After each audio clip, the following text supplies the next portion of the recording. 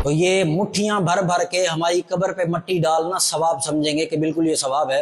अर्ज गुजार होगा कि मालिक मुझे तू बस आज के दिन निजात दे दे, ये सारी चीजें रख ले। अब आप देखेंगे क्या कयामत के दिन जब हम लोग वहाँ अल्लाह रब्बुल इज़्ज़त के हुजूर पेश होंगे तो क्या सिलसिला होगा। वहाँ जैसे मुजरिम पकड़े जाते हैं तो यहाँ दुनिया का जो सिलसिला है, हम हर चीज कमाते हैं अपने बीवी बच्चों के लिए, हलाल और हराम का फर्क रखे बगैर हर कोई बस माल जमा करने की हवस में लगा हुआ है। और कोई किसी खानदान में है तो बड़ा चौड़ा बनता है जी मैं फला खानदान में हूँ, और किसी के कोई भाई हैं, रिश्तेदार हैं, किसी भी कोई मामलात में हो जाए तो वो दूसरे को इंसान ही नहीं समझता। तो ये बड़ा एक सिलसिला चल निकला है। अब कुरान क्या कहता है कि कयामत का दिन होगा। अल्लाह रब्बुल इज़्ज़त ने इरशाद फरमाया कि इंसान इस दुनिया में अपने बच्चों के मुस्तकबिल के लिए, अपनी बीवी के लिए, अपने बच्चों के लिए सारा कुछ करता है और अपने खानदान के नाम पर बड़ा इतराता है, बड़ा जाम रखता है अपने अंदर। तो फरमाया जब क़यामत का दिन होगा, ये सूरत अल मारिज है जी, 11, 12, 13, 14 नंबर आयत है। अल्लाह रब्बुल इज़्ज़त ने इरशाद फरमाया कि यवद्दुल मुजरिमु लौ यफ्तदी मिन अज़ाब यौमिज़िन बिबनी। अब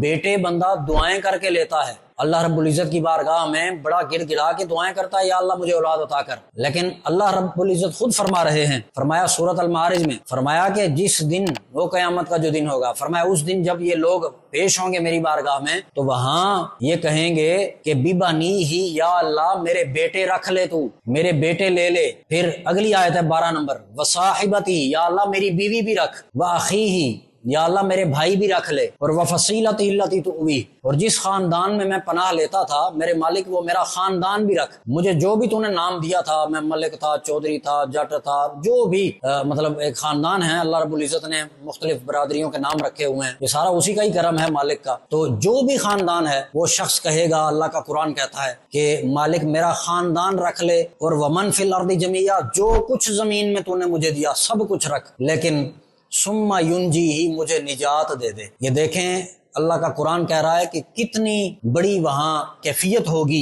ये सिचुएशन होगी, इंसान कितना मायूस होगा और उस दिन अर्ज गुजार होगा कि मालिक मुझे तू बस आज के दिन निजात दे दे, ये सारी चीजें रख ले। तो आप देखें कि हम इस दुनिया को पाने के लिए क्या कुछ नहीं कर रहे। अब ये तल्ख हकीकत है इस दुनिया की कि हमारे कपड़े पे आप लोग जरा ये ट्राई करके देख लें, थोड़ी सी मट्टी जरा ना अपने कपड़े पे लगा के घर चले जाएं, आपके बीवी बच्चे, माँ बाप, बहन भाई जो आपसे प्यार करने वाले हैं, अल्लाह सबको सलामत रखे, तो वो क्या करेंगे, वो थोड़ी सी मट्टी लगी हुई भी नहीं बर्दाश्त करेंगे, वो आपके कपड़ों से वो मट्टी उतारने के लिए आगे बढ़ेंगे कि नहीं जी ये मट्टी लगी हुई है, गर्द लगी हुई है, इसको साफ करें। लेकिन जैसे ही सांस निकल जाए तो यही लोग, यही हमारे घर वाले, तो ये मुट्ठियां भर भर के हमारी कब्र पे मट्टी डालना सवाब समझेंगे कि बिल्कुल ये सवाब है, और मट्टी में जो है ना अपना दफन हो गया है। तो ये जिंदगी की हकीकत है। हर चीज को हम अगर उसके अपने मकाम पर रखेंगे तो जिंदगी आसान हो जाएगी। फॉर एग्जांपल जैसे ये मैं मिसाल से आपको समझाने की कोशिश करता हूँ। अल्लाह ने आंखें अता फरमाई हैं, इनका क्या काम है ये देखती हैं। जुबान अता फरमाई है, इसका क्या काम क्या है,